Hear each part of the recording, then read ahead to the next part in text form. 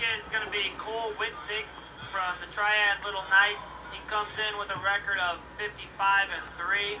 His opponent from SCN Youth Wrestling Club with a record of 42 is MattFerraro. I believe that Witzig will be in the red ankle bands, that black and red singlet, and Ferraro will be in the green ankle band, the blue and black singlet.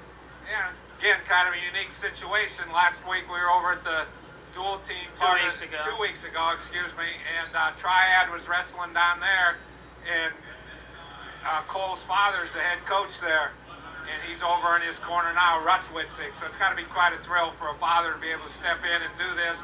Then we got to assume that he'll be coaching Cole in high school next year also. Yeah, Cole was 7th in the state last year at 101 pounds in the senior division. So this being his second year as a senior, I believe he would probably be an 8th grader. So he'd be going to high school next year, which is a great opportunity for he and his dad to, I guess, continue on as coach and athlete. He's in on a little single leg there, tries to step over it.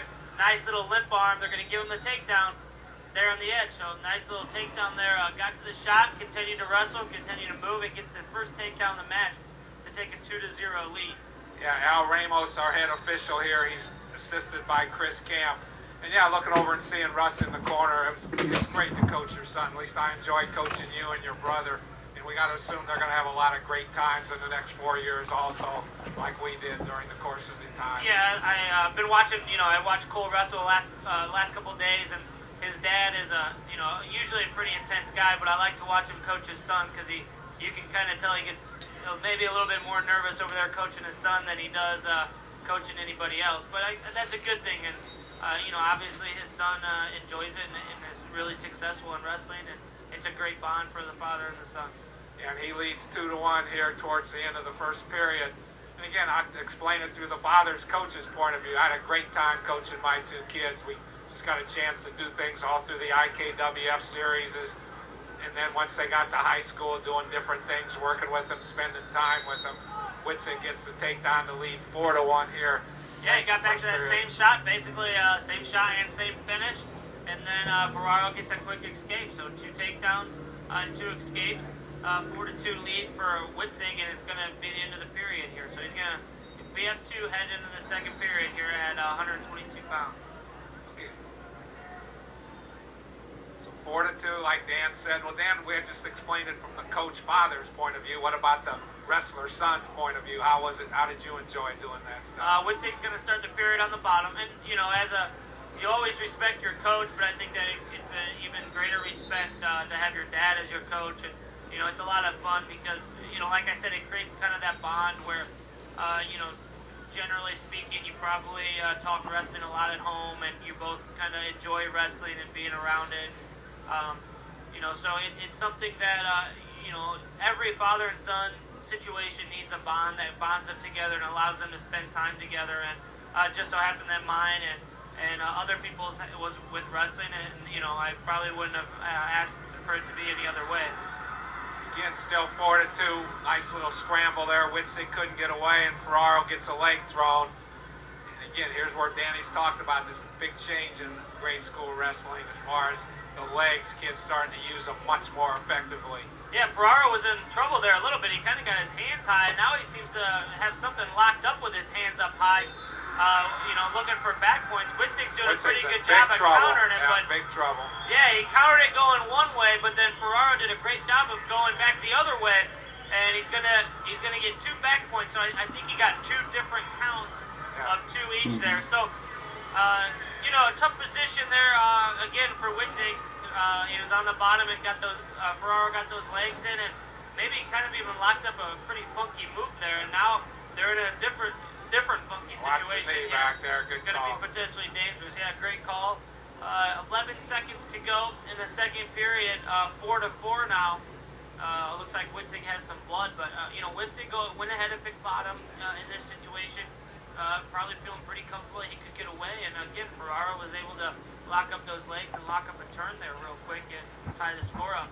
With 11 seconds to go, a big point here to get.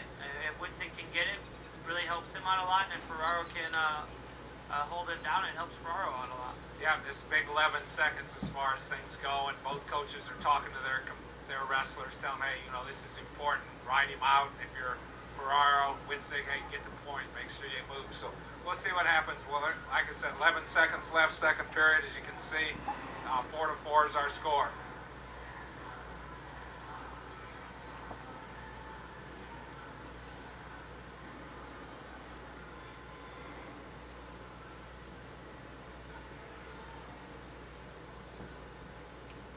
Again, there's some blood on the mat. That's what we're waiting for. They need to have somebody come out and clear it off.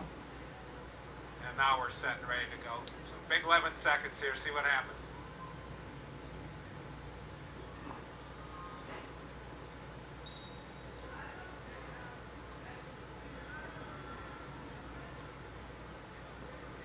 Ferraro did a real good job there on top. Just, you know, not just because of the turn, but he really did a good job keeping pressure on him. Keeping that ride on him tight. So 4-4 heading into the third period. Ferraro is going to go ahead and choose the bottom. Again, Witzig seemed to be pretty comfortable and dominant on his feet. Be interesting to see if he tries to ride him for longer, if he cuts him and decides to just go for a takedown for the win. Definitely don't think he wants to get reversed, because once he's underneath, he's going to be done dealing. But yeah, I got to cut him here. There you go. So he kind of tried to turn him maybe there for about 10 seconds. Was unable to, so he went ahead and let him go. And you know, now 1-point match. One takedown could have decided here. And like Danny said, Witzig's, these look good on his feet. Seems to be a nice spot for him. A lot of time left, just 1 minute left in the period. But I really like this Ferraro. Nice stance, going to be hard to score. And again, controlling the wrist. Hard for kids to score if you're controlling their wrists. So we'll see if Witzig can get to a shot. We're at about 45 seconds left. Yeah, again, Witzig likes that single leg. He tries it again. He's unable to lock his hands. First couple times he hit it, he scored on it, and there it is again. Again, if he can get that hand locked, but Ferraro's doing a really good job at controlling it. There it is. He's in deep. He's got his head to the outside now.